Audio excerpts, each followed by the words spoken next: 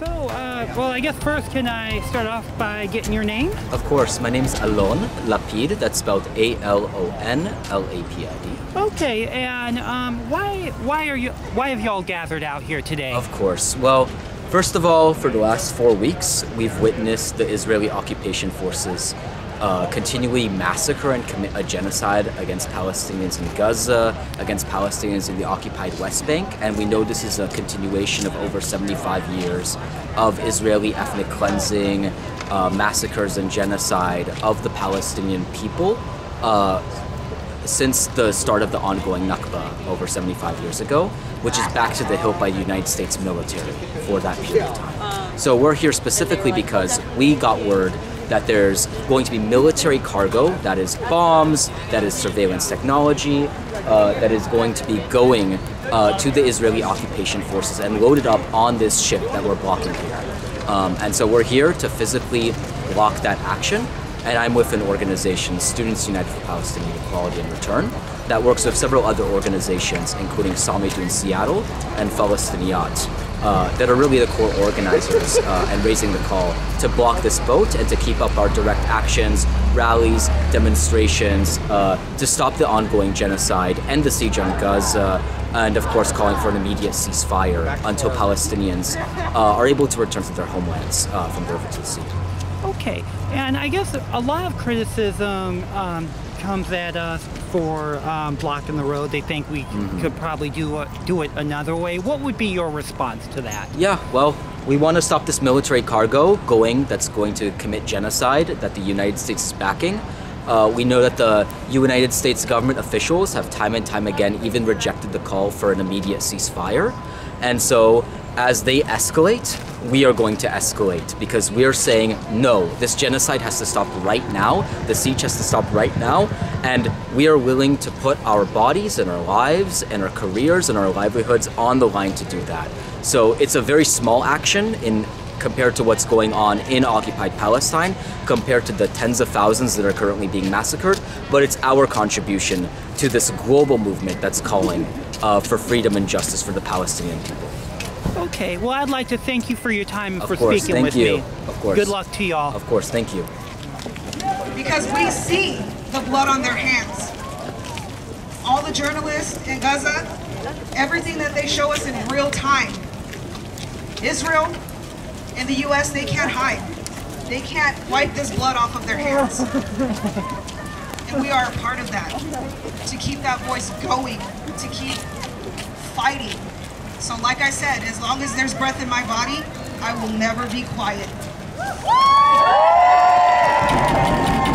Free, free, free Palestine! Free, free, free Palestine! Free, free, free Palestine! Free, free, free Palestine! Free, free, free Palestine! Free, free, free Palestine! Free, free, free Palestine! Free, free, free Palestine! I want to thank our Jewish relatives who are here in support. I want to thank our Filipino relatives that are here in support. Our Latinos, Latinas here in support. I want to thank you. And last but definitely not least, our indigenous folks, and also all of you people of color. It's one thing for you to talk the talk, but to show up here and stand and walk with us, it's different. That's walking that walk. If you love us, occupying Korea gives the United States a foothold in Asia. Funding Israel gives the US a foothold in the so-called Middle East. The South Korean defense industry is prevented by law to sell arms. Yet they circumvent this by selling to the United States, who then resell those arms to Israel. South Korea has exported over $30 million worth of weapons, $30 million worth of weapons to Israel in exchange for an almost equal amount of $40 million worth of weapons from Israel. Never forget that this is what capitalist colonial imperialism looks like today. I've had conversations with people who have no care for anybody else but themselves. And you know what I tell them? In the Quran, which is the word of God, right? In the Quran it says, Humyun, Bukmun, I think it was something like deaf, dumb, and blind. We live in a society where deafness, dumbness, and blindness has taken most everybody. And they do not realize that they put their own selves at harm. Just because they don't stand, just because they don't see, just because they don't hear, it doesn't mean that it's not true. And one day it will affect each and every one of us, whether we accept it or not. This is tyranny. This is colonization at its finest.